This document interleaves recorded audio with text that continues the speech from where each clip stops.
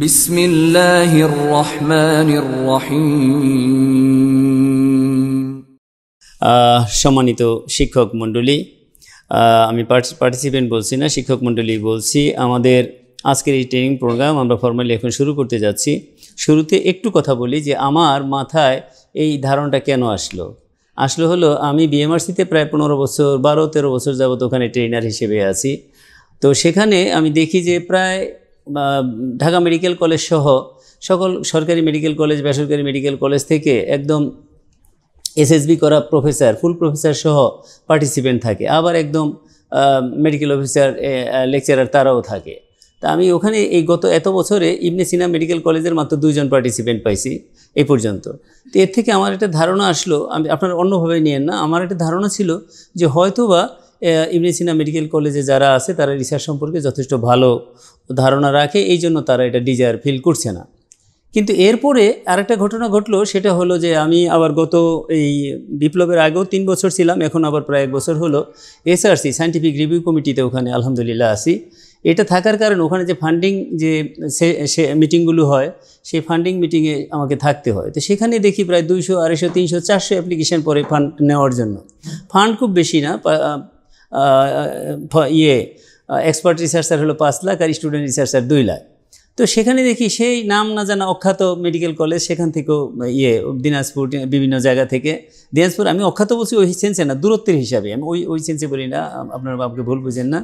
তো সেই সব জায়গা থেকেও থাকে, অ্যাপ্লিকেন্ট থাকে, এবং মেডিকেল সেক্টরের বাহিরেও থাকে, কিন্তু ইবনে সিনা মেডিকেল কলেজ থেকে থাকে না। তখন আমার ধারণা হলো, আচ্ছা রিসার্চে যদি ভালো জানাশোনা থাকে তাহলে সে ফান্ডিংয়ের দরখাস্ত করবে, টাকার জন্য না, কারণ সে তো রিসার্চ করতে চাইবে। আর রিসার্চ করতে চাইলে সে চাইবে যে আমার নিজের টাকা না লাগুক, তখন সে ফান্ডিংয়ের জন্য অ্যাপ্লাই করবে। তখন আমার ধারণা আসলো যে এখানে আমি অন্তত আমার আবার এই আগামী অক্টোবরের 8 তারিখে আলহামদুলিল্লাহ যদি আল্লাহ হায়াত দেয়, তাহলে আমার 65 পুরা হবে এবং আমার চাকরির এখান থেকেও রিটায়ারমেন্ট হবে। তা আমি ভাবলাম যে যাওয়ার আগে অন্তত আমি একটা সেশন অন্তত মানে কোর্স কমপ্লিট করে যেতে পারি কিনা, এই ধারণাটা আসলো। তো আমি প্রিন্সিপাল মহোদয়ের সাথে শেয়ার করলাম, উনি খুবই খুশি হলেন, খুবই উজ্জীবিত হলেন, বললেন যে হ্যাঁ অবশ্যই খুবই ভালো চিন্তা করেছেন, এটা তো অবশ্যই করা দরকার। তো এই ধারণার থেকেই মূলত আসলে এটা করা। আর আমরা চিন্তা করেছি যে এটা আমরা আপনাদের কাছ থেকে যদিও কিছু টোকেন রেজিস্ট্রেশন ফি আমরা নিয়েছি, কিন্তু আমরা সম্পূর্ণ ভলান্টিয়ার বেসিস এবং কোনো ফ্রি অন কস্ট, আমরা কোনো পারিশ্রমিক, যেহেতু আমরা নিজেরা সবই আমাদের কলিগ এবং আমাদের সিনিয়র জুনিয়র সবাই, সুতরাং আমরা এখান থেকে কোনো গ্রহণ করব না, পারিশ্রমিক গ্রহণ করব না। তা এই শুরুর কথা বলে আমি শুরু করতে যাচ্ছি। শুরুতে আমরা একটা স্লাইড আপনাদেরকে দেখাবো, সেটা হচ্ছে যে রিসার্চ ডিজাইন। শুরুতেই যে কী এটা আমরা আজকে কিন্তু ডিসকাস করব না, শুধু আপনাদেরকে দেখানোর জন্য যে হোয়াট ইজ রিসার্চ ডিজাইন বা কত ধরনের রিসার্চ ডিজাইন আছে। এখানে আমরা দেখতে পাচ্ছি যে এটা আমার কাজ করছে না, এই জন্য আপনাদেরকে একটু বুঝে নিতে হবে যে রিসার্চ ডিজাইনটা প্রথমে দুইভাবে ক্লাসিফাই করা যায়। একটা হচ্ছে কোয়ান্টিটেটিভ রিসার্চ, আর একটা হচ্ছে কোয়ালিটেটিভ রিসার্চ। কোয়ান্টিটেটিভ রিসার্চটা আবার 2 ভাগে ভাগ করা যায়, অবজারভেশনাল রিসার্চ এবং ইন্টারভেনশনাল রিসার্চ। এবং অবজারভেশনাল রিসার্চটা আবার 2 ভাগে ভাগ করা যায়, ডেসক্রিপটিভ রিসার্চ এবং অ্যানালাইটিক্যাল রিসার্চ। আর ডেসক্রিপটিভ রিসার্চটা আবার 3 ভাগে ভাগ করা যায়, case report, case series, longitudinal এবং ক্রস সেকশনাল। আর অ্যানালিটিক্যাল রিসার্চটা আবার 3 ভাগে ভাগ করা যায়, ecological research, cross sectional research, case control research এবং কোহর্ট রিসার্চ। ট্রু এক্সপেরিমেন্ট এবং ইন্টারভেনশনাল রিসার্চের আরেকটা নাম আছে, সেটা হলো এক্সপেরিমেন্টাল রিসার্চ। এই রিসার্চটাকে আবার 2 ভাগে ভাগ করা যায়, true experimental and quasi experimental. True experimental আবার কমপক্ষে 3 ভাগে ভাগ করা যায়, RCT, community trial and field trial. And quasi এক্সপেরিমেন্টালটা আবার 3 ভাগে ভাগ করা যায়, non equivalent control group, non equivalent comparative group, pre test, post test examination বা টেস্ট, ইন্টারাপ্টেড টাইম সিরিজ, আর হলো কন্ট্রোল সিরিজ। এই 4টা ভাগে কমনলি, এবং এছাড়া আরও কোয়াসি এক্সপেরিমেন্টাল আছে, আমরা মেইনগুলো নিয়ে আসছি। কোয়ালিটেটিভ রিসার্চে মূলত আমাদের দেশে একটাই বেশি করা হয়, সেটা হচ্ছে কেস স্টাডি, যেটা মোটামুটি আপনারা কেউ করে থাকতে পারেন। আরও কয়েকটা ফর্ম আছে, ন্যারেটিভ, ফেনোমেনোলজিক্যাল, গ্রাউন্ডেড থিওরি, ইথনোগ্রাফিক এবং হিস্টোরিক্যাল। এই জিনিসটা আজকে আপনাদেরকে দেখালাম শুধু, যে আপনাদের একটা ধারণা থাকুক মানসপটে যে research design, what is research design, এটা how many types it can be. তো এটা আমরা ইনশাল্লাহ আমাদের 17টা সেশন আছে, এর মাঝে 4-5টা সেশনই থাকবে আমাদের রিসার্চ ডিজাইনের উপরে। সেখানে আমরা ইনশাল্লাহ আল্লাহ রাব্বুল আলামিন তৌফিক দিলে আমরা ডিটেলস ডিসকাস করার সুযোগ ইনশাল্লাহ পাবো।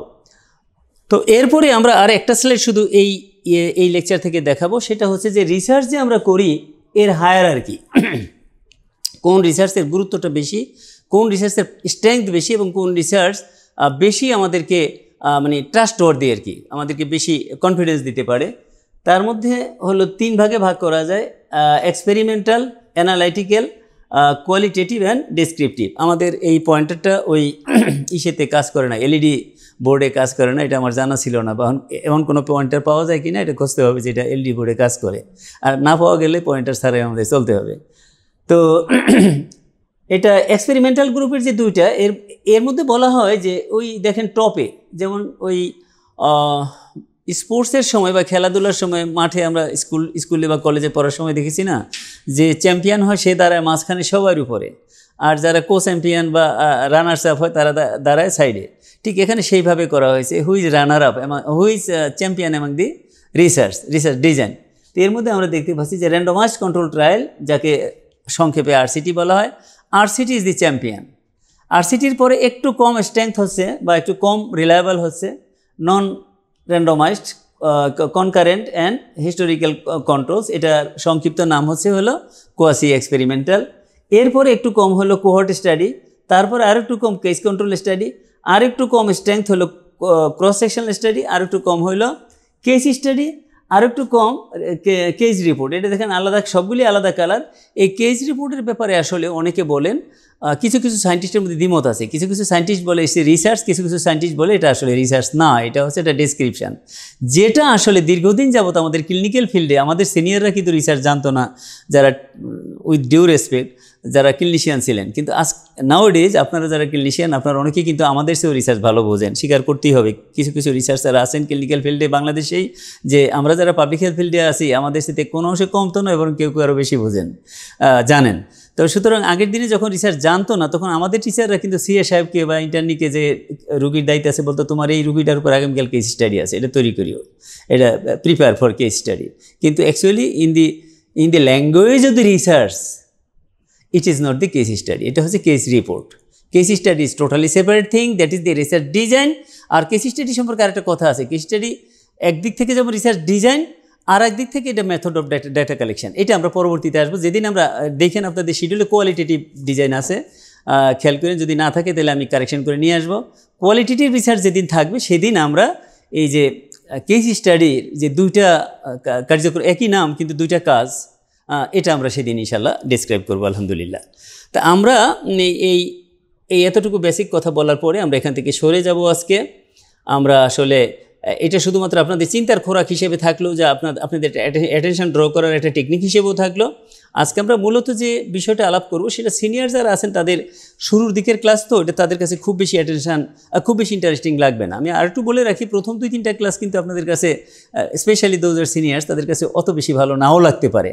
তবু যেহেতু system of the course running এবং কোর্স মেনটেনেন্স, এই জন্য তো আমাকে, আর যেহেতু হেটারোজেনাস গ্রুপ, এই জন্য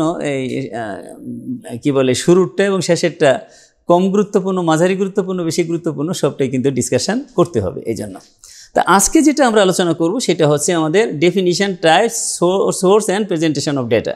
তো যেটা বলছিলাম যে স্ট্যাটিস্টিক্স বলি আমরা, তাই না?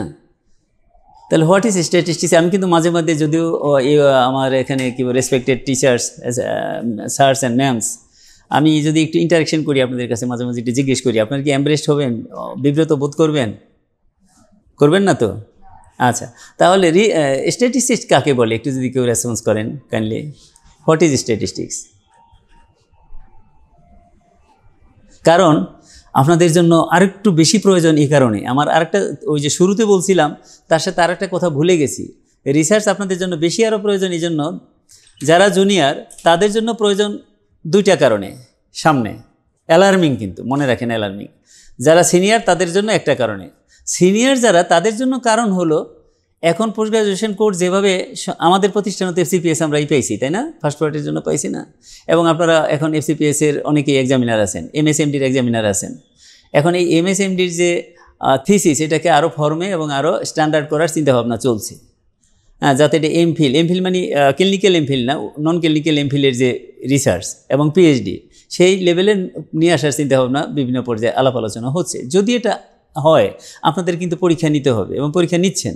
তো সুতরাং আপনারা আপনার নিজ নিজ সাবজেক্টে যেমন দক্ষ, রিসার্চের ক্ষেত্রে যাতে আপনারা সেই দক্ষতার পরিচয় দিতে পারেন, ছাত্রদেরকে এফিশিয়েন্টলি গাইড করতে পারেন, এটা হলো আপনাদের জন্য প্রয়োজন। সিনিয়রদের জন্য, জুনিয়রদের জন্য প্রয়োজন দুইটা, একটু খেয়াল রাখেন কাইন্ডলি।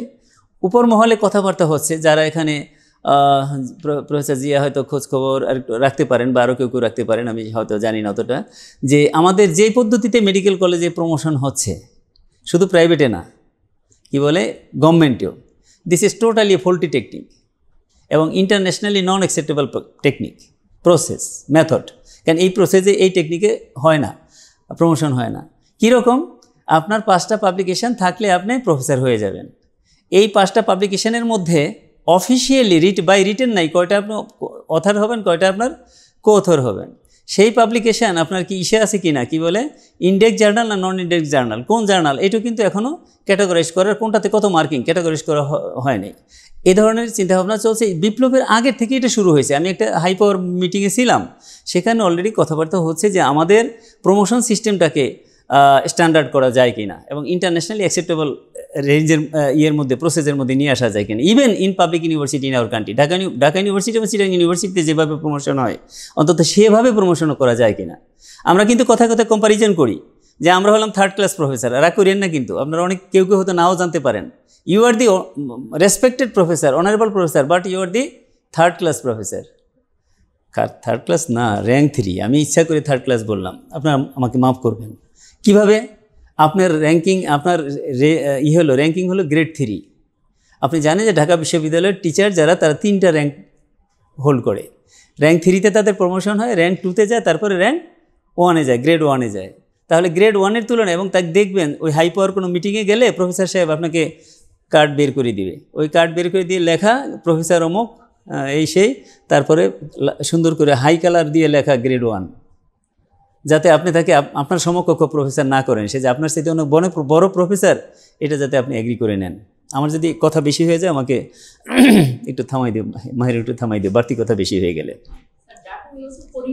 হ্যাঁ, পরিসংখ্যান, কেমন? ইয়েস, পরিসংখ্যান।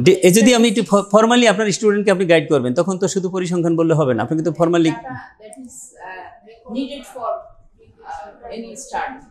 Thank you so much. একটা ক্ল্যাপ দিই আমরা ম্যাডামকে, একটা ক্ল্যাপ দিই। আমরা দেখি what is data, what is statistics. ডেটার কথা বলিনি, স্ট্যাটিস্টিক্সের কথা বলছি। স্ট্যাটিস্টিক্স 3টা কাজ: কালেকশন, অ্যানালাইসিস, ইন্টারপ্রিটেশন। এই 3টা শব্দ মনে রাখবেন। এবং এই ডেটার সাথে, ডেটা বা ডাটার সাথে কিন্তু আমরা যে তরকারি খাই, সেই ডাটার কিন্তু মিল আছে। ওই ডাটারও কিন্তু 3টা কাজ। ডাটা কালেকশন করে কি করে? একজন গৃহিণী, তার বাড়িতে আজকে তরকারি নেই, বাজার নেই, সে কী করে? তার ঘরের কাছে যে ছোট্ট ক্ষেতটা আছে, সেখান থেকে সে কিছু ডাটা তুলে নিয়ে আসে, দ্যাট ইজ কালেকশন। এরপরে সে কাটাকাটি করে রান্না করে, দ্যাট ইজ কি? অ্যানালাইসিস। অ্যানালাইসিস মানে তো ঘুটাঘুটি করা। এরপরে সে খেতে দেয়, খেতে দেওয়ার পরে যেটা মতামত নেয় তার হাজব্যান্ড, তার বাচ্চা, তারা বলে যে না, আজকের চচুরিটা অনেক বেশি ভালো হয়েছে, মজা হয়েছে। হ্যাঁ, তো আমরা জিয়ার বাড়ি এবং জিয়া স্যারের বাড়ি এবং আমার বাড়ি একই এলাকায়, কাছাকাছি এলাকায়, যে আমাদের ওদিকে ওই বড় ডাটা, মোটা ডাটা, ইলিশ মাছ দিয়ে খাওয়ারও প্রভিশন আছে।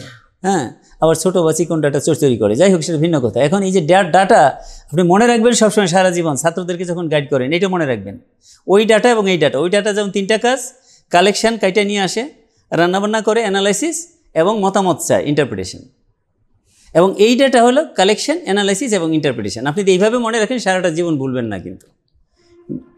তাহলে স্ট্যাটিস্টিক্স হলো collection, analysis and interpretation of data বা ডেটা। আচ্ছা, বায়োস্ট্যাটিক্স হচ্ছে যেটা বায়োলজিক্যাল ডেটা নিয়ে ইয়ে করে। What is data? ডেটা কি? Information. Thank you so much. আর কোনো মতামত কাইন্ডলি? আমরা একটু সুইচ যাব, নাহলে আমরা শেষ করতে পারবো না। Data is the numerical or non numerical forms of raw information. এটা ইনফরমেশান, কিন্তু ইট ইজ র ইনফরমেশান। কিন্তু data is the numerical or non numerical raw information about any individual out of which finished information is derived. যেটা থেকে আমরা finished ইনফরমেশানটা চাই। তাহলে data মাঝখানে, এর আগে হলো র ইনফরমেশান, তারপরে হচ্ছে ফিনিশড ইনফরমেশান। এরপরে আরও কিছু স্টেপ আছে, আমরা ধরে নিচ্ছি আপনারা যথেষ্ট বিজ্ঞ, এই জন্য আমি একটু বোঝানোর জন্য ব্যাখ্যা বিশ্লেষণগুলো একটু কম দিব। এখানে একটা উদাহরণ আছে আর্সেনিকোসিস ডিজিজের উপরে।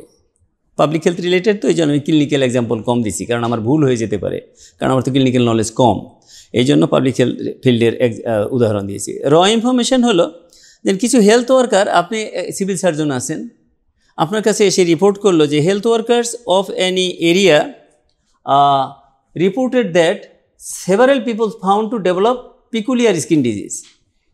কারণ হেলথ ওয়ার্কারদের কিন্তু জব ডেসক্রিপশনের মধ্যে আছে, এটা অনেকগুলো জব ডেসক্রিপশনের মধ্যে, যে এলাকায় কোনো নতুন ধরনের স্বাস্থ্য সমস্যা দেখা গেলে বা রোগ দেখা গেলে সেটা তারা রিপোর্ট করবে কর্তৃপক্ষকে, যে এটা দেখা গেছে। তাহলে হেলথ ওয়ার্কার সে রিপোর্ট, এই যে রিপোর্ট করলো এটি হচ্ছে কি, এটা হচ্ছে র ইনফরমেশন। এটা কিন্তু ডেটা হয় নাই এখনও। এই যে raw information, non specific and unstructured trace or stimuli about something. Non structured or non specific, unstructured ও নন স্পেসিফিক ট্রেস। ট্রেস মানে ইনফরমেশন, এটা হালকা ইনফরমেশন, এই ট্রেস বলে না, এর কোনো ট্রেস পাওয়া যাচ্ছে না, সন্ধান। এই সন্ধান বা একটা হালকা ইনফরমেশন, হালকা তথ্য, এটাকেই বলা হয় কি, র ইনফরমেশন কোনো বিষয় সম্পর্কে। ডেটা কি আমরা দেখি, ডেটা হইল specific and structured reporting about র ইনফরমেশন। এই র ইনফরমেশনটা সম্পর্কে যখন স্ট্রাকচার্ড কোনো হবে, সেইটা আসবে, তখন এটা ডেটা হয়ে যাবে। আমরা দেখি, আমরা আগেই বলছি যে আজকে আপনারা একটু কম আনন্দ পেতে পারেন, কিন্তু আমাকে করার সুযোগ নেই, এসকেপ করার সুযোগ নেই। ডেটা হলে দেখেন, ওই ইনফরমেশনটাই যখন আমরা কোশ্চেন 1 করলাম, টাইপস অফ ড্রিঙ্কিং ওয়াটার, আমরা গেলাম কিছু রেসপন্ডেন্টের কাছে বাড়ি বললাম আপনি কোন ধরনের পানি ব্যবহার করেন, খাওয়ার পানি, বললো যে আমরা টিউবওয়েলের পানি ব্যবহার করি, ইয়েস।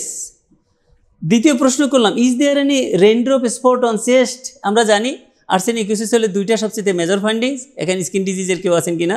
একটা হচ্ছে যে চেস্টের উপরে মেল ফিমেল নির্বিশেষে হবে, রেইনড্রপ স্পট হবে, বৃষ্টির ফোঁটা বালুর উপরে, সুন্দর ফাইন স্যান্ডি ফ্লোরের উপরে, যেমন গ্রাউন্ডের উপরে যদি গুড়ি গুড়ি বৃষ্টির পানি পড়ে, তাহলে যে ধরনের হয় এই ধরনের হবে।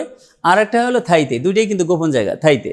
হ্যাঁ, এই জন্য এটা শুরুর দিকে ডায়াগনোসিস করতে খুব সমস্যা হতো। দুইটাই ফিমেল, স্পেশালি ফিমেলদের বেশি হতো, মেলদের বেশি হতো যদিও শুরুর দিকে, কিন্তু তবু তো গোপন জায়গা দেখাতে ফিমেলরা তারা দেখাতে চেত না, এই জন্য ডায়াগনোসিস করতে দেরি হয়েছে শুরুতে।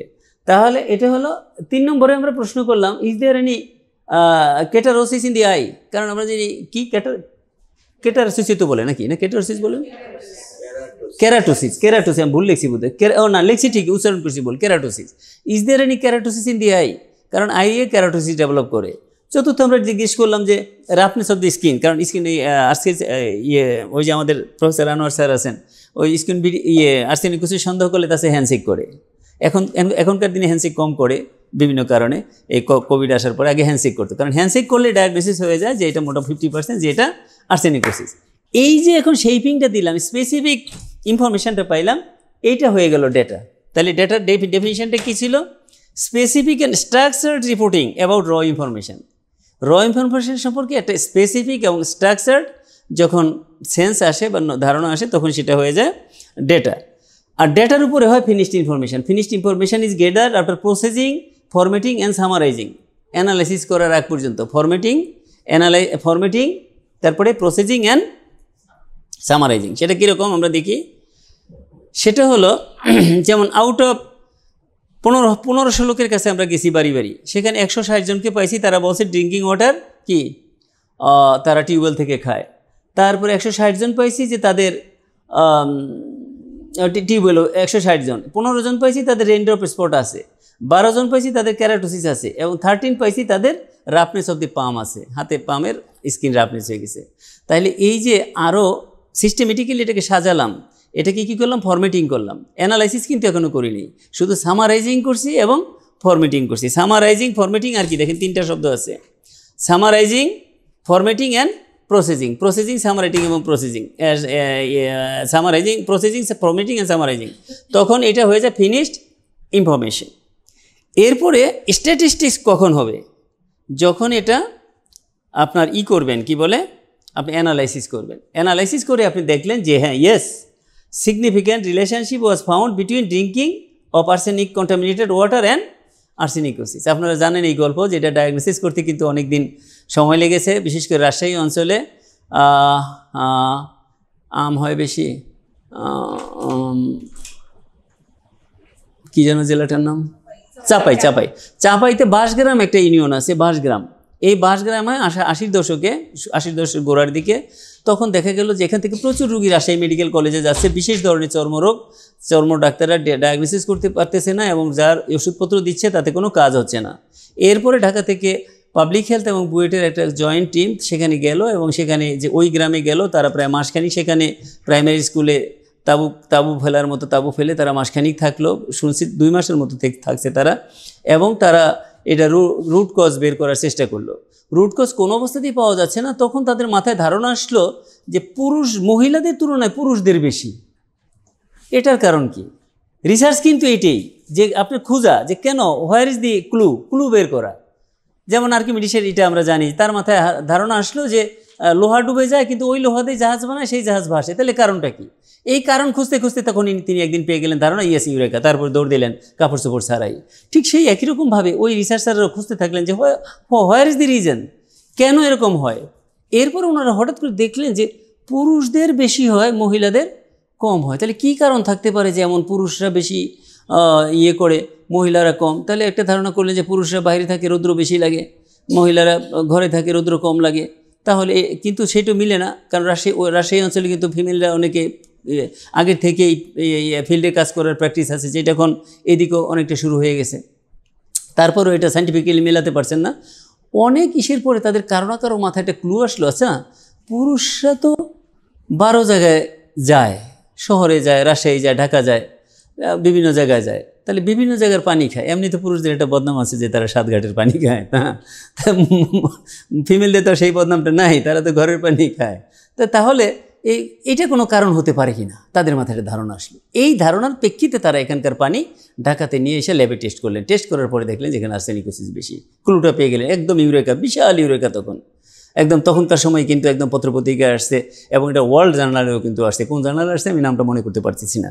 যাই হোক, এই তখন আবিষ্কার হলো যে এখানে কী বলে আর্সেনিকোসিস এই কারণে হয়। এটা বলা আমাদের উদ্দেশ্য না, প্রসঙ্গক্রমে বললাম। তো স্ট্যাটিস্টিক্স হবে তখন যখন আপনি প্রমাণ করতে পারলেন যে কি এই আর্সেনিকোসিসের আর্সেনিক কন্টামিনেটেড ওয়াটার কারণে ইনটেক করার কারণেই কি হয়, আর্সেনিকোসিস হয়। এই তখন স্ট্যাটিস্টিক্স হয়ে গেল। আর ইন্টেলিজেন্স, এই প্রশ্নটা কিন্তু আপনাদের ছিল, intelligence, drinking of arsenic contaminated water for long period may cause arsenicosis. তাহলে ইন্টেলিজেন্স আমাকে কি দিল? ইন্টেলিজেন্স দিল ভেরিফাইড অ্যান্ড ডিস্টিল্ড স্ট্যাটিস্টিক্সকে আরও ডিস্টিল্ড আকারে দিল, which can provide meaningful and useful message is known as intelligence. Statistics আমি যেটা পাইছি সেটাকে ইউজফুল এবং মিনিংফুল ইনফরমেশান যখন দিবে তখন এটা হয়ে যাবে কি, ইন্টেলিজেন্স। এই জন্য বলছে অল ইন্টেলিজেন্স আর কি, ইনফরমেশান, কারণ ইনফরমেশান থেকে ডেভেলপ করছে। কিন্তু অল ইনফরমেশান আর নট কি, ইন্টেলিজেন্স। এটা আপনাদের ছিল ইয়েতে প্রি-টেস্ট পোস্ট টেস্টে, কেমন? তাহলে all intelligence are information, but all information is not are not কি, ইন্টেলিজেন্স। এটা true. Knowledge, when intelligence can give answer of how and why question. Intelligence যখন হাউ অ্যান্ড হোয়াই কোশ্চেনের উত্তর দিতে পারে এবং এটা যখন প্র্যাকটিস মডিফাই করার জন্য ইউজ করা যেতে পারে, হিউম্যান প্র্যাকটিস, তখনই কিন্তু এটা কি হয়ে যাবে, নলেজ হয়ে যাবে। আনটিল অ্যান্ড আনলেস আপনি যত রিসার্চই করেন না কেন সেটা কিন্তু নলেজের পর্যায়ে যাবে না, সেটা স্ট্যাটিস্টিক্সই থাকবে। আপনার ওই ইসেতে পাবলিশড হবে, কি বলে, জার্নালে পাবলিশড হবে, আপনি হাই মার্কিং পাবেন, আপনার পিএইচডি হয়ে যাবে। কিন্তু what is the ultimate purpose and goal of our research? To bring change in the human practice, to bring change in the practice of fund কি বলে, ডেলিভারেশন বা ফান্ড ডাইভার্সন।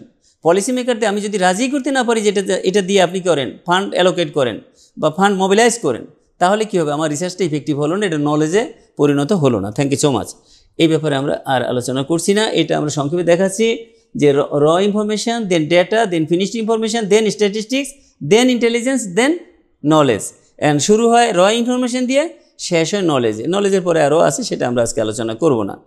এখন আমরা সংক্ষেপে আলোচনা করব টাইপস অফ ডেটা। ডেটা কয় রকম? ম্যাম একটু যদি রেসপন্স করেন, স্যার ম্যামরা যেহেতু বেশি, কয়জন data, how many types of data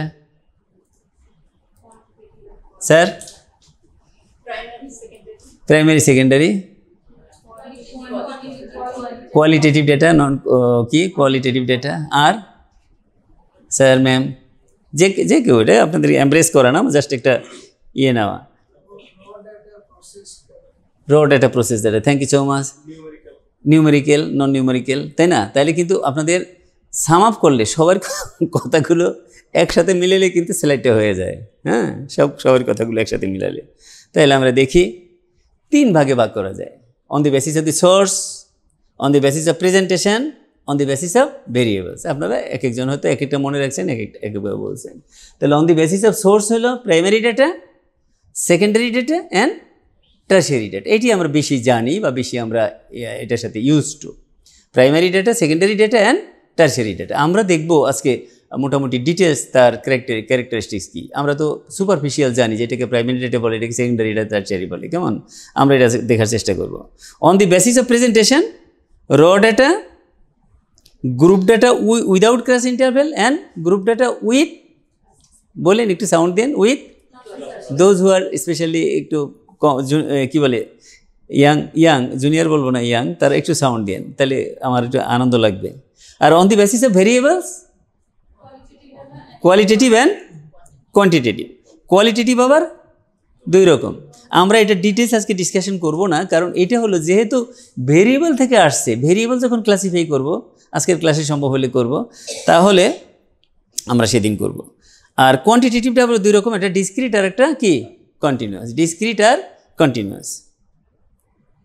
এখন আমরা দেখি একটা এক্সাম্পল আমি আপনাদেরকে দিব। এখান থেকে অন্য জুনিয়রদের ক্লাসে অথবা অন্য আউটসাইডের ক্লাসে আমি করি যে আপনাদেরকেই বলি যে একটা রিসার্চের এক্সাম্পল দেন, এবং সেই রিসার্চের এক্সাম্পল দিয়ে ওই রিসার্চ থেকে আপনি কোন অংশটা প্রাইমারি ডেটা, কোন অংশটা সেকেন্ডারি ডেটা এবং কোন অংশটা টারশিয়ারি ডেটা, এটা একটা এক্সাম্পল দেন। এতে হয়তো অন্তত মিনিট 5 সময় ব্যয় করি, কিন্তু আমাদের যেহেতু সময় কম আর নিজেরা আমরা এখানে, এই জন্য আমি অত ফর্মালে যাচ্ছি না, মোটামুটি আমি একটু সেমি ফর্মাল থাকার চেষ্টা করতেছি।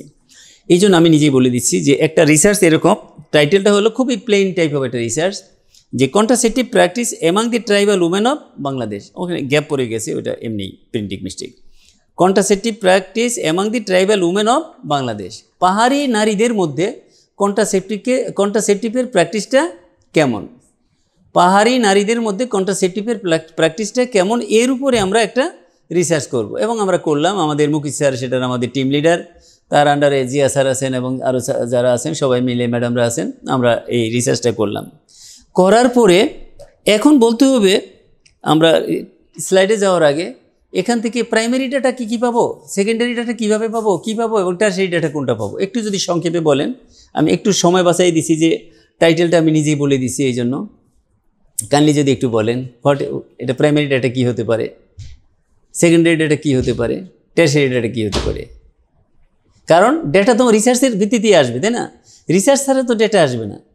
কারণ আমরা যে ইয়েতে কি বলে, এই যে টেলিভিশনে অথবা নিউজ পেপারে যে ইয়েগুলো পাই, মেসেজগুলো পাই, খবরগুলো পাই, দিজ আর নট, কিন্তু in the context of the research these are not the data.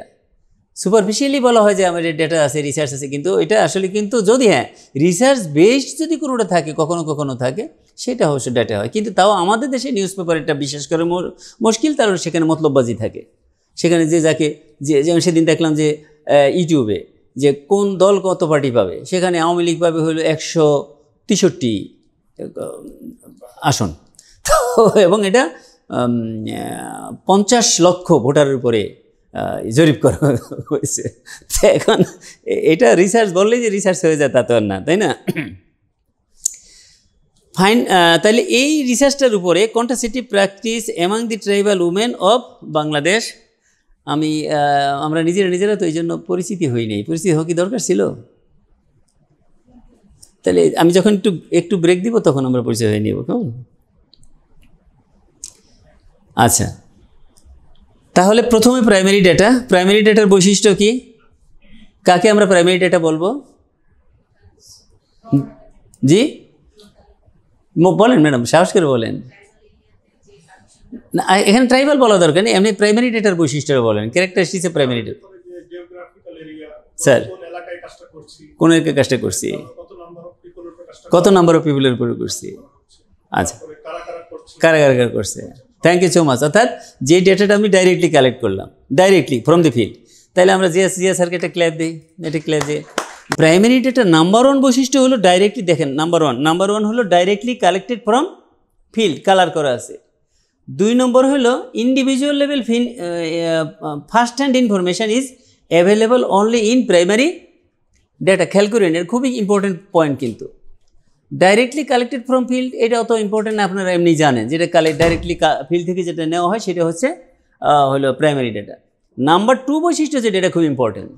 এটা হলো এখানে 5 জনের নাম দেওয়া হচ্ছে। আমরা ওই পাহাড়ি উমেন যারা, বীরু চাকমা সে বলছে আমি কন্ট্রাসেপটিভ ইউজ করি, আঞ্জলি ত্রিপুরা সে বলছে করি না, মিথিলা মার্মা সে বলছে করি, অপরূপা হাজং সে বলছে করি না, বেলা খাসিয়া সে বলছে করি। এই যে বেলা খাসিয়া, মার্মা, ত্রিপুরা, এই যে যাদের নাম বললাম, এরা কিন্তু একটু পরে হারিয়ে যাবে, এদেরকে আর পাওয়া যাবে না। এই যে এখন এরা আছে, এটা শুধুমাত্র ফার্স্ট হ্যান্ড ডেটা বা প্রাইমারি ডেটাতে তারা থাকবে। আমরা একটু পরে দেখবো যে তারা থাকবে না, দেখবেন একদম আউট হয়ে যাবে, সিন থেকে আউট হয়ে যাবে। কীভাবে আউট হয় সেটা আমরা দেখব। 3 নম্বর বৈশিষ্ট্য হলো personal level first hand information is available online primary level data, এটা আমরা বলেছি। ওই যে 2 নম্বর প্রশ্ন, এটার আমরা বলতেছি না যে কোন মেথড করে, প্রাইমারি মেথড, সেকেন্ডারি মেথড আসে, প্রাইমারি মেথড, প্রাইমারি না পার্মানেন্ট মেথড, টেম্পোরারি মেথড, কে কোনটা ব্যবহার করে, এটা তারা আবার বলছে, বীরু চাকমা টাকমা এরা বলছে। আচ্ছা, 3 নম্বর সি দেখেন, statistical analysis or interpretation yet not done. এটা মনে রাখবেন, এটা হচ্ছে আপনারা ছাত্র করবেন, সামনে গাইড করবেন, সুপারভাইজ করবেন। সুতরাং আপনাদেরকে এই বিষয়টা খুবই ক্রিস্টাল ক্লিয়ার কনসেপশন থাকা ইনশাল্লাহ বাঞ্ছনীয়। আছে তা আপনাদের নাই তা না, এটাকে আরেকটু শার্পেন করা দরকার।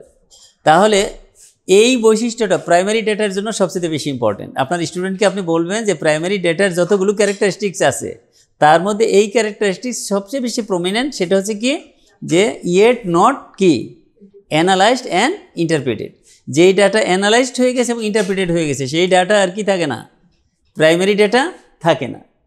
আচ্ছা, might be arranged in ascending or descending order, এটা মনে রাখেন, ওটা আমি আর যাচ্ছি না সব কিছু আলোচনায়। সিম্পল ম্যাথমেটিক্যাল সামারাইজেশান, শুধু ওই যে সিম্পল যে ম্যাথমেটিক্যাল সামারাইজেশন, কতজনের মধ্যে কতজন বা এই কতজন চাকমা ছিল, কতজন মারমা ছিল, এটা করা যায়। এটা করলে সেটা অ্যানালাইসিস হয় না, আমরা আগেও বলছি। তাইলে মূল বৈশিষ্ট্য 2টা, একটা ডাইরেক্টলি কালেক্টেড ফ্রম ফিল্ড 3টা, আর একটা হলো প্রাইমারি ইন্ডিভিজুয়াল লেভেল ইনফরমেশান, আপনার সম্পর্কে যে তথ্য, এটা শুধুমাত্র প্রাইমারি ডেটার ক্ষেত্রেই পাওয়া যাবে, এটা সেকেন্ডারি বা টারশিয়ারি ডেটা পাওয়া যাবে না। 3 নম্বর হলো ইয়েট নট, স্টিল নট কি অ্যানালাইজড অ্যান্ড ইন্টারপ্রিটেড, অ্যানালাইসিস এবং ইন্টারপ্রিটেশন এখনও হয়নি। এটা একটা মজার ইম্পর্টেন্ট। আমরা এখন দেখব সেকেন্ডারি ডেটার বৈশিষ্ট্য, যেটা আমাদের খুবই দরকার। সেকেন্ডারি ডেটা কাকে বলে, এটা আমাদের মধ্যে খুবই ধারণার অভাব। আমি ছাত্রদেরকে পরীক্ষার সময়, থিসিস পরীক্ষার সময় জিজ্ঞেস করে দেখছি, 100 জনের মধ্যে 95 জনই বলতে পারে না হোয়াট ইজ সেকেন্ডারি ডেটা। একটাই শুধু তারা বলে যেটা পাবলিশড হয়ে গেছে, কিন্তু পাবলিশড হওয়া ছাড়াও কিন্তু সেকেন্ডারি ডেটা হয়। What is the problem? আপনাকে ছাত্রকে জিজ্ঞেস করলে যদি জবাব দেয় sir those data are secondary data which have already been published, তাহলে সে একটা বৈশিষ্ট্য বললো, কিন্তু it is not the complete, সে একটা বৈশিষ্ট্য বললো। তাহলে ফার্স্ট বৈশিষ্ট্য কোনটা? ফার্স্ট ক্যারেক্টারিস্টিক্স হলো secondary data, those data which have already been কি বলেন, অ্যানালাইজড, বলেন পুরাটা বলেন, অ্যানালাইজড অ্যান্ড, আমি বললে আপনাদের মনে থাকবে না, আপনারা যদি উচ্চারণ করেন তাহলে মনে থাকবে, অ্যানালাইজড অ্যান্ড ইন্টারপ্রিটেটেড। অ্যানালাইজড অ্যান্ড ইন্টারপ্রিটেটেড না হলে সেটা কি হবে না, সেকেন্ডারি ডেটা হবে না।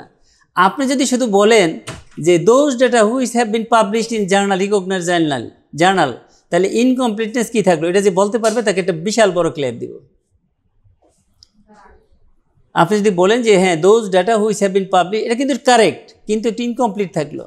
Those data which have been published in recognized journal, সেটা তো সেকেন্ডারি ডাটা, এ ব্যাপারে তো কোনো আপত্তি নেই, কিন্তু গ্যাপ কি থাকলো, ঘাটতি কি থাকলো? হয় নাই, এটা তো এখন জানার পরে বললেন, কিন্তু আসলে গ্যাপ কি থাকলো? কারণ পাবলিশড জার্নালে আর্টিকেল পাবলিশড হলে that is not the only secondary data. এটা যদি অনলি সেকেন্ডারি ডেটা হতো তাহলে ঠিক ছিল, এটা হ্যাঁ এটা এটা সবচেয়ে ভালো টপ র্যাঙ্ক সেকেন্ডারি ডেটা, কিন্তু এছাড়াও সেকেন্ডারি ডেটা হয়। Specially internationally MPhil and PhD, এখন আমাদের দেশের জন্য এমডিএমএস এটাও কাউন্ট করতে হবে ভবিষ্যতে, কিন্তু রিসার্চ মেথোলজিতে এমফিল এবং পিএইচডির কথা উল্লেখ আছে, যদিও আমাদের ক্লিনিক্যাল বা মেডিকেল সায়েন্সে এমএস এমডি থেকে এমফিলের র্যাঙ্কিং কম, কিন্তু সেটা ভিন্ন কথা, কিন্তু রিসার্চের ব্যাপারটা আলাদা, ওটা আবার আপনারা অন্যভাবে নিয়েন না, আমাদের যেটা লেখা আছে আমাকে সেটা বলতে হবে, কেমন? ভবিষ্যতে হয়তো এমএসএমডি এটা উল্লেখ থাকবে ইনশাল্লাহ, এফসিপিএসও হয়তো উল্লেখ থাকবে, কিন্তু পিএইচডি এবং এমফিলের যে থিসিস, সেই থিসিস যখন কম্পিটেন্ট বোর্ড করে অ্যাপ্রুভ করে, সেটা যখন ইউনিভার্সিটির লাইব্রেরিতে সেন্ড করে, ইউনিভার্সিটি সিন্ডিকেটের কাছে সেন্ড করে, তারা যখন এটা লাইব্রেরিতে পাঠায়, সেটা কি সেই ডেটা কি ডেটা না, ভ্যালিড ডেটা না? দ্যাট ইজ অলসো কি সেকেন্ডারি ডেটা। এই জন্য পাবলিশড কথাটা একদম সকল ক্ষেত্রে প্রযোজ্য এটা না, পাবলিশটা পরে আসবে, আগে আসবে যে অ্যানালাইজড অ্যান্ড কি ইন্টারপ্রিটেড, এই কথাটা আগে, এটা মনে রাখবেন, অ্যানালাইজড অ্যান্ড ইন্টারপ্রিটেড। 3 নম্বরে আপনি বলতে পারেন those data which have already been published. আপনারা এটা মনে রাখলে আপনার শিখার আগ্রহটা বাড়বে, যে আপনাকে যারা একটু মিড লেভেলে আছেন বা এখনও শুরু করেন যে আমাকে স্টুডেন্ট গাইড করতে হবে, আর যারা স্যারের মতো বিগ পার্সোনালিটি আছেন তারা তো অলরেডি স্টুডেন্ট গাইড করতেছেন।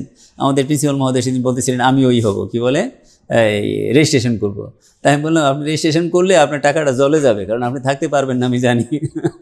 সেদিন বলতেছে আপনার টাকাটা জলে যাবে, আপনার রেজিস্ট্রেশন করার দরকার নেই, আপনি যদি আগ্রহী হন প্রথম দিকে তো বেসিক ক্লাস, এরপরের ক্লাসগুলোতে মাঝে মধ্যে আপনি চিফ গেস্ট হিসেবে থাকেন এবং থাইকে আপনি ওখান থেকে শুয়ে নেন, পরে আর তাকে রেজিস্ট্রেশন নেওয়া দরকার ছিল, তাহলে আমাদের একটা ইটা বাড়তো, কী বলে, ওয়েটটা বাড়তো আর কি। এটা পরে পরে পরে মনে হয়েছে যে ভুল করলাম, নেওয়া দরকার ছিল, রেজিস্ট্রেশনে এন্ট্রি করা দরকার ছিল, তাইলে আমাদের ট্রেনিংয়ের ওয়েটেজটা বেড়ে যেত। যেমন স্যার মুকিত স্যার জয়েন করাতে আমাদের ওয়েটেজটা অনেক বেশি বেড়ে গেছে, কেমন? Thank you so much. তাহলে এটা বলছিলাম যে বার্ড প্রিভিলেন্স, এখন আমরা কি করব, এই যে প্রিভিলেন্স দেখব, কন্ট্রাসেপটিভ প্রিভিলেন্স, আমি পয়েন্টার দিতে বলে ভালো তো বেশি, কন্ট্রাসেপটিভ প্রিভিলেন্স ওয়াজ 58.3% অ্যামাং অল ট্রাইবাল উমেন। এইটা হলো আমি স্ট্যাটিস্টিক্যাল একটা ওপিনিয়ন দিলাম, প্রিভিলেন্স বের করে ফেলছি।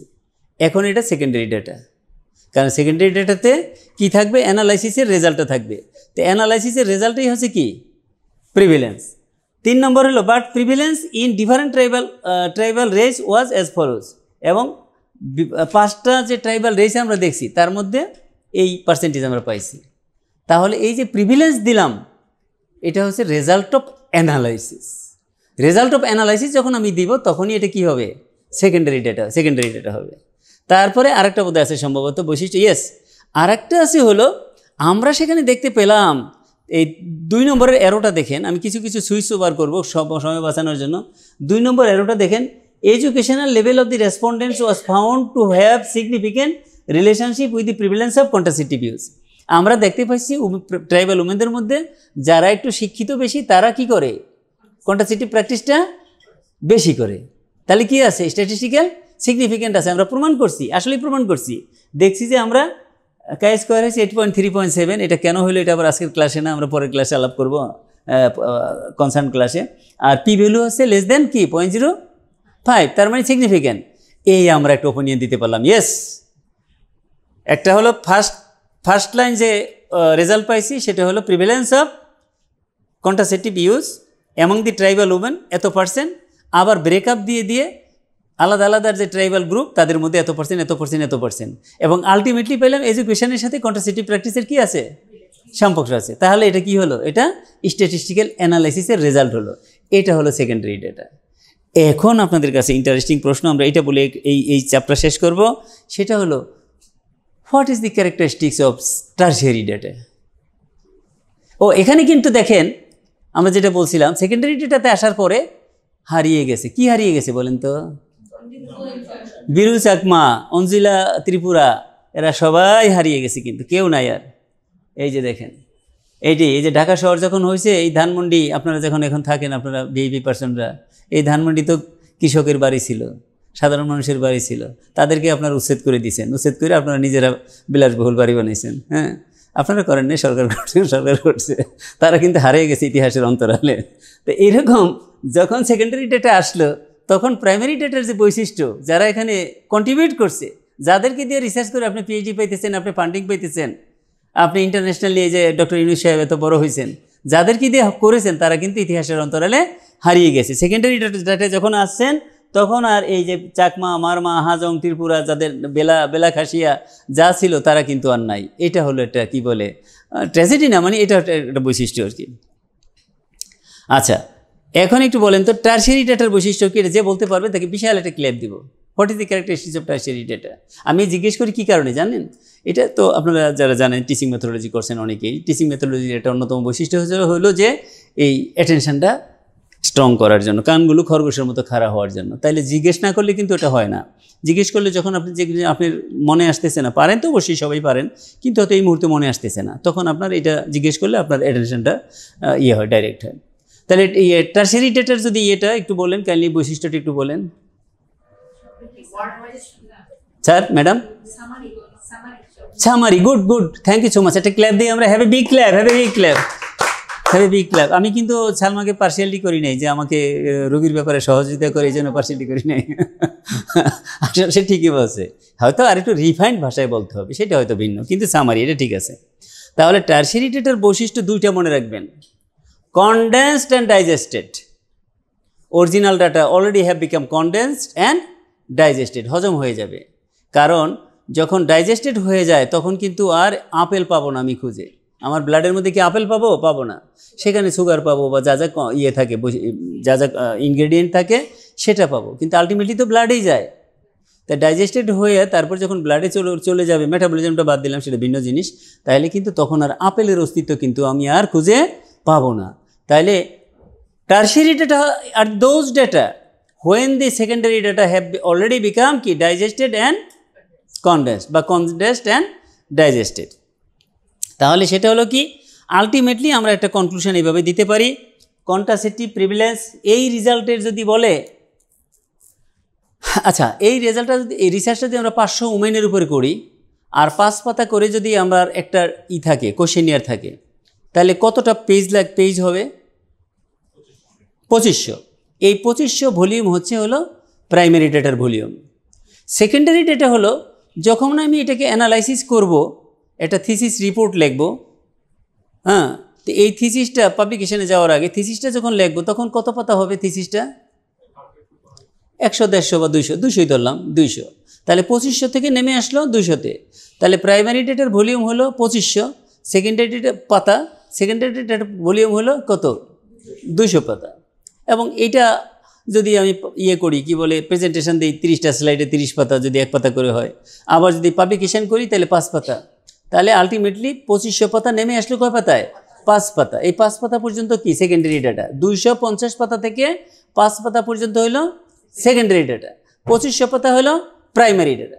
এখন বলেন টারশিয়ারি ডাটা যখন এটা রূপ নিবে তখন এটা কত পাতা হবে? 1 পাতা না ম্যাডাম, 2 লাইন, 3 লাইন, 4 লাইন, একটা সেন্টেন্স, প্যারা, হ্যাঁ, ছোট্ট একটা প্যারা। কারণ সে এই রিসার্চটা যদি WHO খুব পছন্দ করে, WHOর ওয়ার্ল্ড ডেটা ফ্যাক্ট শিটে বা ডেটা শিটে যদি এটা নিতে চায়, তাহলে এখান থেকে কতটুকু নিবে? 4-5, কারণ 208টা দেশের জিস্ট তাকে নিতে হবে, সে 4-5 লাইনের বেশি নিতে পারবে না। তাই আমাদেরকে বললো একটা জিস্ট তুমি তৈরি করে দাও, আমরা এই জিস্টটা তৈরি করে দিলাম। Contraceptive prevalence was found higher among the Chakma women than any other tribal group of Bangladesh. বাংলাদেশের ট্রাইবালের যতগুলো গ্রুপ আছে তাদের মধ্যে কি চাকমাদের মধ্যে দেখা গেছে কন্ট্রাসেপটিভ প্র্যাকটিসটা কি হায়ার। এটা আমরা এতটুকু দিলাম, কি বলে জিস্ট দিলাম। এটা WHO পছন্দ করলো এবং তার ডেটা শিটে সে নিল। এটা হলো কি ডাটা বলেন তো? Tertiary data. তাহলে ঘটনাটা কি ঘটছে? অলরেডি কনডেন্সড হয়ে গেছে, ডাইজেস্ট হয়ে গেছে। কি ডাইজেস্ট হয়ে গেছে? বিরু, চাকমা, অঞ্জলি, ত্রিপুরা তো হারিয়ে গেছে অনেক আগেই। এখন অলরেডি প্রিভিলেন্স এবং কি কাই স্কোয়ার, পি ভ্যালু, প্রিভিলেন্স, কাই স্কোয়ার, পি ভ্যালু, এভরিথিং কি হয়েছে? ডাইজেস্ট হয়ে গেছে। প্রিভিলেন্স পাওয়া যাবে না এখানে, পি ভ্যালু পাওয়া যাবে না, কাই স্কোয়ার ভ্যালু পাওয়া যাবে না, everything have become condensed and digested. এটা কি বলা হয়? ক্যারেক্টারিস্টিক্স অফ কি tertiary data. Understand? This is the characteristics of tertiary data. আমরা একটু সুইচ ওভার করবো, অনেক কিছু সুইচ ওভার করবো সময় বাঁচানোর জন্য, কিছু মনে নিন না। অ্যাডভান্টেজ অফ সেকেন্ডারি ডাটা, এটা এক কথা দুই কথা বলে যায় যে এটা ইজি, চিপার। সেকেন্ডারি ডাটা সবচেয়ে বড় বৈশিষ্ট্যটা কি?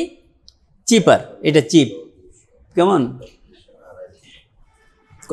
এই মেথড মেহরুন, তুমি টাইমটা দেখে আমাকে বললো কয় মিনিট আছে? মাত্র 10 মিনিট। আচ্ছা, আজকে প্রথম দিন হিসেবে কি 10-15 মিনিট স্পেয়ার করা যাবে? ক্লাস আছে না? আচ্ছা ঠিক আছে। হ্যাঁ, ইন্টারনাল তাহলে তো অনেক কিছু বাদ দিয়ে যেতে হবে, অনেক কিছু বাদ দিতে হবে। ওই কি এগুলো আপনারা জানেন। আচ্ছা, এখন আমরা বলবো যে আপনার একাডেমিক পারপাজে use of credibility of tertiary data. Tertiary ডাটার কিন্তু ক্রেডিবিলিটি খুবই কি বেশি না কম? টারশিয়ারি অনেক ধাপে ধাপে উপরে না, তাহলে এটার ক্রেডিবিলিটি বেশি না কম? না, ক্রেডিবিলিটি খুবই কম। কারণ এটা আপনাকে একটা ওভারঅল সেন্স দেয়, একটা ধারণা দেয়, কিন্তু আপনাকে কি দেয় না? কোনো ডকুমেন্ট দেয় না, রেফারেন্স দেয় না, কোনো এভিডেন্স দেয় না। সবচেয়ে বড় কথা হলো রিসার্চে ভাষাটা, শব্দটা মনে রাখবেন, ইট ডোন্ট প্রোভাইড এনি কি এভিডেন্স। আপনাকে কোনো এভিডেন্স দেয় না, শুধু একটা সুপারফিশিয়াল ধারণা দেয়। এই মেহরুন ওদিকে খবর রেখো। আচ্ছা, সুপারফিশিয়াল একটা ধারণা দেয়। They are intended only to provide a superficial overview, এটা সুপারফিশিয়াল ওভারভিউ দেয়। কেমন? এখন যে কথাটা বলবেন, use of primary, secondary and tertiary data in academic purpose. Academic purpose যেমন আপনি এমডিএমএস করতেছেন, আপনার এফসিপিএস করতেছেন, সরি কোনোটা উচ্চারণ করতে যদি আমার ঘাটতি থাকে আমাকে মাফ করবেন। এমডিএমএস করতেছেন, এফসিপিএস করতেছেন, কি বলে এমফিল করতেছেন, পিএইচডি করতেছেন, এই যে করতেছেন, কেমন এটা করতে যে এটা তো আপনার একাডেমিক পারপাস। এই একাডেমিক পারপাসে what is the use of primary data, secondary data and tertiary data? একটু চিন্তা করেন, যে বলবেন তাকে আবার ওই যে তখন জিয়া স্যারকে আর সালমা ম্যাডামকে বড় ধরনের ক্ল্যাপ দিছি, তাহলে ওরকম বড় ধরনের ক্ল্যাপ দিব। স্যার আপনার নামটা কি না? হ্যাঁ, না না, এই যে পাশে সালে আমাদের রেজিস্টার নাকি ইন্টারনি রেজিস্টার মেডিকেল হয়েছে। আচ্ছা, থ্যাংক ইউ। ভাস্কুলার ডিপার্টমেন্টে জিয়া স্যারের আন্ডারে, জিয়া স্যারের সাথে। আচ্ছা, জিয়া স্যারের সাথে। কি স্যার আপনার নামটা কি বললেন? সালে স্যার। সালে, আমাদের সালে স্যার সবাই বলেন যে এটা আসলে কি টারশিয়ারি, কি বলছিলাম প্রশ্নটা ভুলে গেলাম। Tertiary data use in academic purpose, কোনটা কীভাবে আমরা ইউজ করি। তাহলে আমরা সময় নষ্ট করে একটু যদি বলেন তাহলে একটা ক্ল্যাপ পাইতে পারেন বড়, অন্য কোনো প্রাইজ তো দিতে পারবো না। স্যার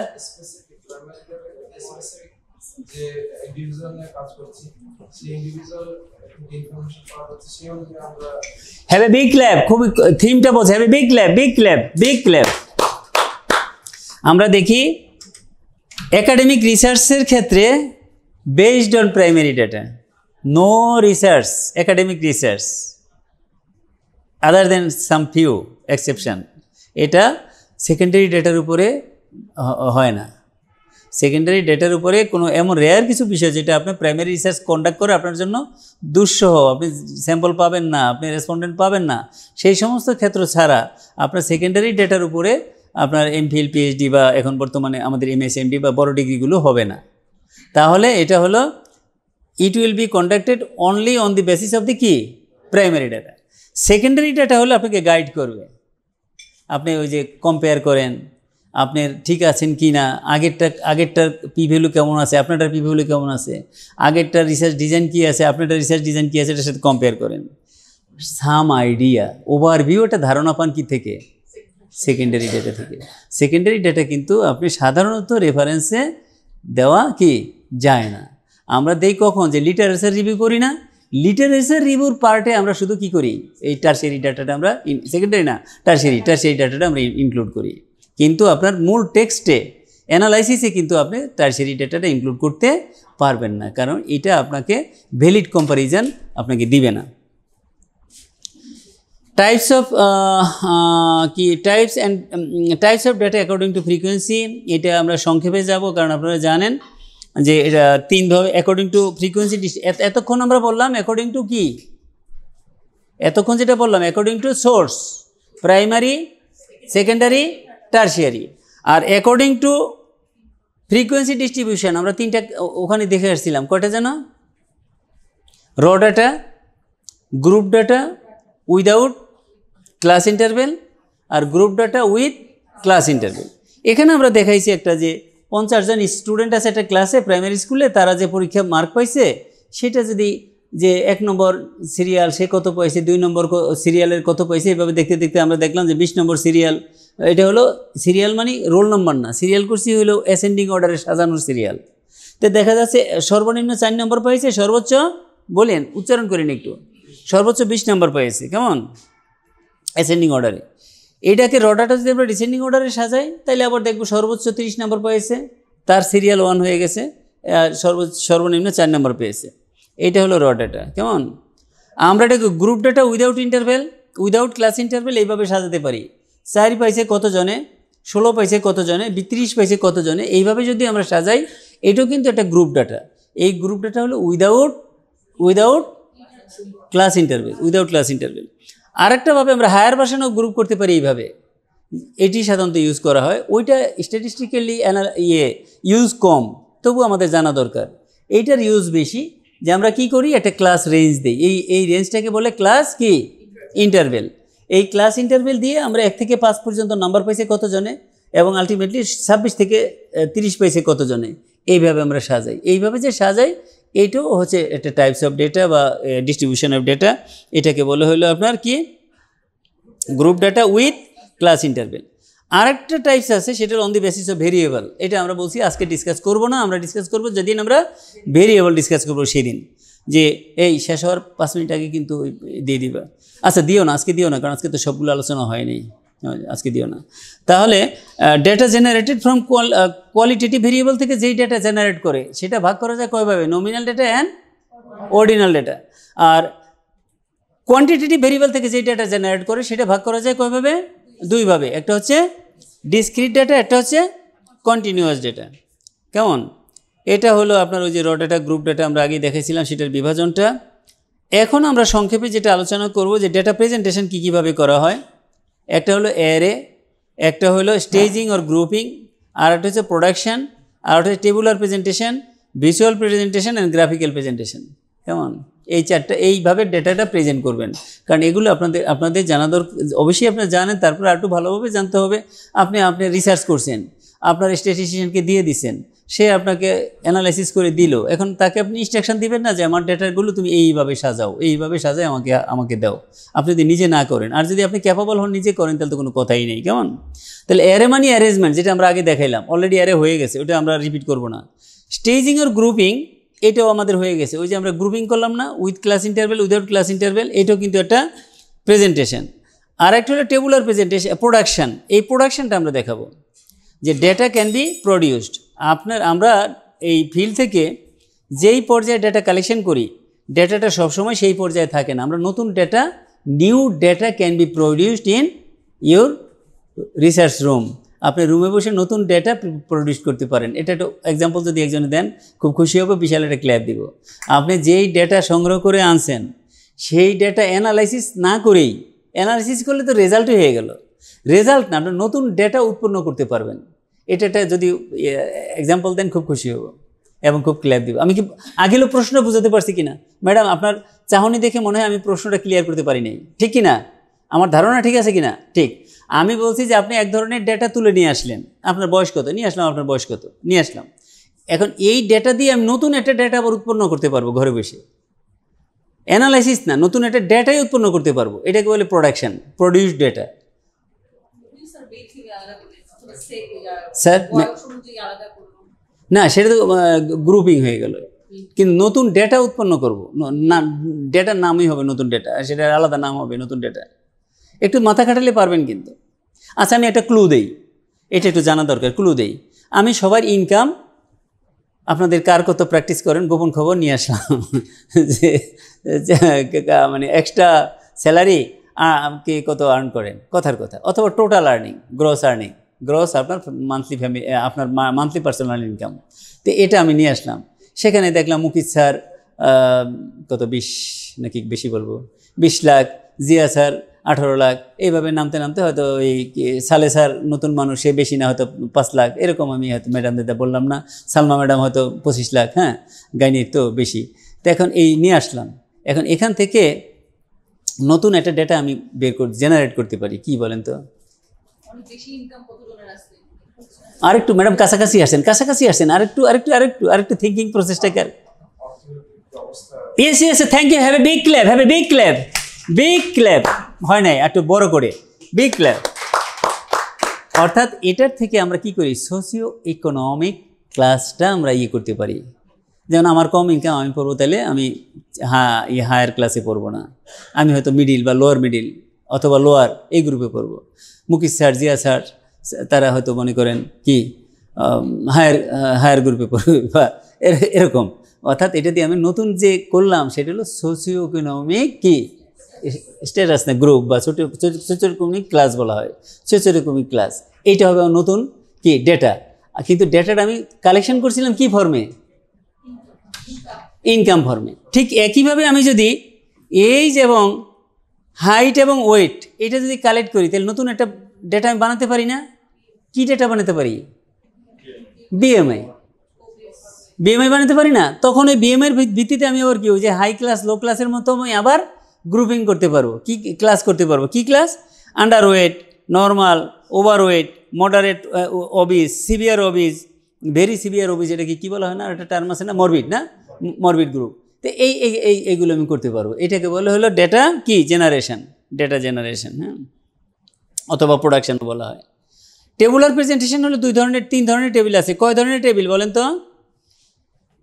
টেবিল সাধারণত কয় জাতের টেবিল? এগুলো আমি আগে বলছি যে আপনাদের একটু প্রথম দিকের ক্লাসগুলো বেসিক তো, কিন্তু বেসিক কিন্তু জানা দরকার আপনার জন্য, না হলে আগামী দিনে আপনার ছাত্রের জন্য আপনাকে জানতে হবে। এখন মা বাবারা অনেক কিছু আগের দিনে ছিল না, আমাদের মা বাবারা ওইভাবে জানার চেষ্টা করে নাই। এখন মা বাবাদেরকে অনেক কিছু কিন্তু সন্তানের জন্য জানতে হয়, কারণ স্কুল থেকে এসে জিজ্ঞেস করে, মিস এটা বলছে, মা এটা কী হবে, আম্মু এটা কী হবে। তখন সে গুগল খুলে গোপনে এবার পড়ে, যাতে বাচ্চা না দেখে।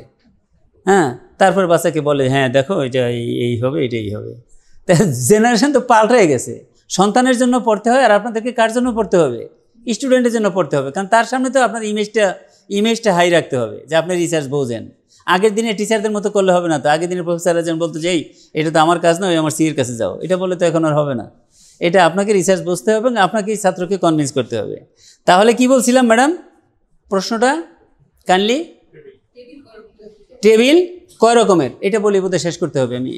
হ্যাঁ, টেবিল আমি শেষ করে দিব। টেবিল কয় রকমের? আগামীকাল থেকে আমার অভ্যাসগত যে বেশি কথা বলার অভ্যাস, উদাহরণ, উপমা, এক্সপ্লেনেশন, এক্সাম্পল দেওয়ার অভ্যাস, এটা আরও কমাই দিব, যাতে আমরা, কারণ 17টা তো 34টা ক্লাসেরকে 17টা ক্লাস করা হয়েছে, তার মধ্যে সামারাইজ করি। এখন সেখানে আবার কথা যদি উপমা উদাহরণ না দিলে ক্লাস কিন্তু হয় না, কি বলে, অ্যাট্রাকটিভ হয় না, প্যালেটেবল হয় না। সেটা একটা সমস্যা। আবার প্যালেটেবল করতে গেলে কিন্তু সময়ে করা যায় না। তাহলে এটা বলে শেষ করব। কি বলছিলাম ম্যাডাম প্রশ্নটা? টেবিল কয় রকমের? 3 রকমের। প্রথমত কেমন, কি কি? ইউনিভেরিয়েট, বাইভেরিয়েট অ্যান্ড মাল্টিভেরিয়েট। ভেরিয়েট মানে ভেরিয়েবল, ইউনিভেরিয়েট মানে একটা ভেরিয়েবল দেখাবে। যেমন এখানে কি দেখাচ্ছে? এইজ, শুধুমাত্র এইজ, একটা ভেরিয়েবল শো করছে এই টেবিলে, তাহলে ইউনিভেরিয়েট। বাইভেরিয়েট হলো যেখানে দুইটা ভেরিয়েবল দেখাবে।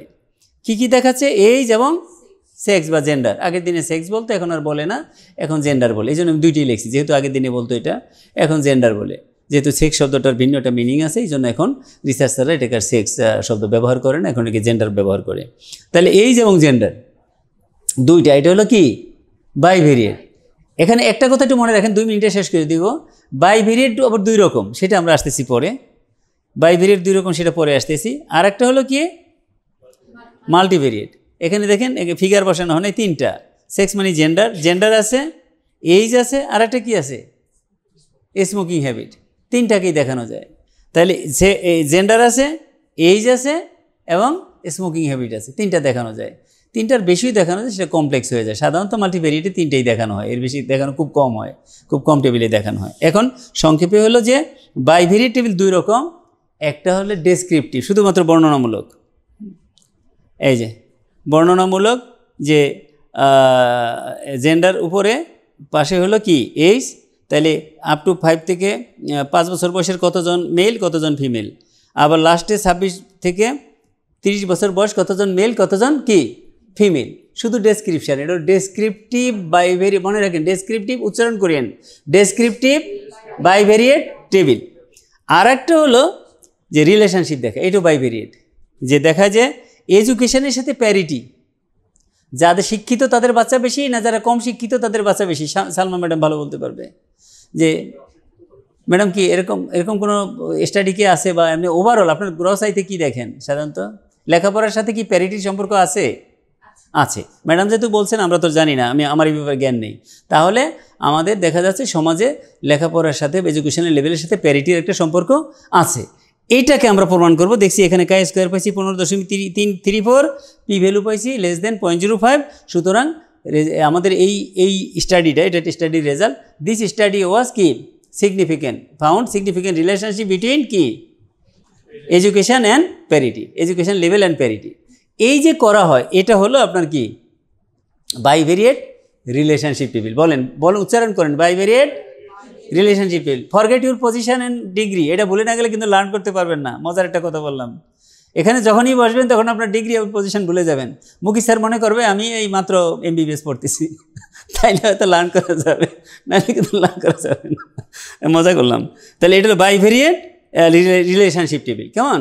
এখানে এইটা আবার আপনাদের প্রি টেস্টে ছিল যে বাইভেরিয়েট রিলেশনশিপ টেবিলে ডিপেন্ডেন্ট, এখানে প্যারিটি এবং এডুকেশন, এটা ইন্ডিপেন্ডেন্ট ভেরিয়েবল কোনটা? ইন্ডিপেন্ডেন্ট ভেরিয়েবল কোনটা? ইন্ডিপেন্ডেন্ট। এডুকেশনের উপরে প্যারিটি নির্ভর করে, যাদের বেশি বেশি বাচ্চা তারা কি বেশি শিক্ষিত হবে? তাহলে যার যত বাচ্চা হবে সে তো বেশি মাস্টার ডিগ্রি PhD হওয়ার কথা, তা না। তাহলে এডুকেশন হলো কি ইন্ডিপেন্ডেন্ট, স্বাধীন, তার উপরে নির্ভর করে কি প্যারিটি, প্যারিটির উপরে এডুকেশন নির্ভর করে না। তাহলে এডুকেশন হলো ইন্ডিপেন্ডেন্ট আর প্যারিটি হলো ডিপেন্ডেন্ট। এইটা আপনাদের ছিল যে ডিপেন্ডেন্ট ভেরিয়েবলটা কোথায় দেওয়া হয়, কোথায় প্লেস করা হয়, টপে প্লেস করা হয় না সাইডে প্লেস করা হয়, রোতে প্লেস করা হয় না কলমে প্লেস করা হয়, এটা ছিল। কেমন? দুইটা বোধহয় প্রশ্ন অলরেডি পেয়ে গেছি আমরা, আরও বোধহয় এর মধ্যে দুইটা করতে পারি। তো থ্যাংক ইউ সো মাচ। আমাদের কয়েকজনের ক্লাস আছে এবং ব্যস্ততা আছে। আমরা কি 8টায় রাখবো না 8:15 বা 8:15 বা 8:30 করতে পারি না? হ্যাঁ স্যার 8টায় না? 8টায় ভালো হয় না? তা আজকে প্রথম দিনের ক্লাস হিসেবে পোস্টে প্রি টেস্ট এবং আরও প্রিপারেটরি ক্যামেরা প্রিপারেশান, এটা কিন্তু আমাদের ইচ্ছে আমরা করিনি, আমাদের প্ল্যানিংও করি নাই। আপনাদের বিজ্ঞ পার্টিসিপেন্টদের পক্ষ থেকে সাজেশন আসছে যে ভিডিও করে যদি আমাদেরকে লিঙ্ক দিয়ে দেওয়া হয় তাহলে আমরা অবসর সময়ে গাড়িতে যেতে যেতে একসময় আমরা শুনলাম, দেখলাম এবং we will be able to learn.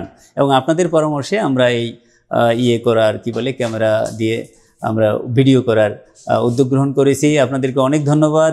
আমার কাছে খুবই ভালো লাগছে যে খুবই প্রথম দিনের সেশনে আপনারা খুবই একদম আন্তরিকভাবে এবং খুব ছিলেন, পার্টিসিপেট করেছেন। Thank you so much.